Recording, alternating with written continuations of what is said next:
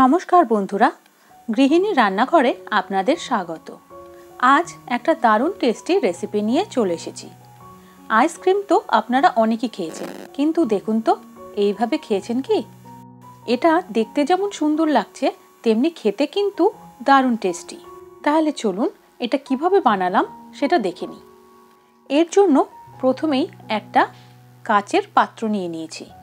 প্রথমেই পাত্রটার মধ্যে দিয়ে দিলাম কয়েকটা ছোট ছোট টুকরো করা আপেল, দিলাম বেদানা, আপনারা অন্যান্য ফলও নিতে পারেন।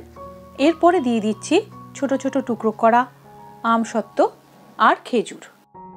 এবার এর মধ্যে উপর থেকে দিয়ে দিচ্ছি কিছুটা চকলেট সস। এরকম ধরনের হাতা মোটামুটি আমাদের সবার বাড়িতেই থাকে। এই হাতা দিয়ে আইসক্রিমটা এর উপরে দিয়ে দেবো। দেখুন এইভাবে। আপনারা আরও অন্যান্য ফলও এর মধ্যে দিতে পারেন। ছোট ছোট টুকরো করে কলা, তরমুজ, পাকা পেঁপে, যে কোনো ফল ব্যবহার করতে পারেন। উপরে দিয়ে দিচ্ছি কিছু কাঠবাদাম কুচি আর কাজু বাদাম কুচি, আর দিচ্ছি 2 ধরনের কিশমিশ। উপর থেকে আরও বেশ কিছুটা চকলেট সস ছড়িয়ে দেবো। এটাকে আপনারা ফ্রুট আইসক্রিম স্যালাডও বলতে পারেন। এর উপরে আবারও কিছু কাঠবাদাম কুচি আর কাজু বাদাম কুচি আর 2 ধরনের কিশমিশ ছড়িয়ে দিলাম।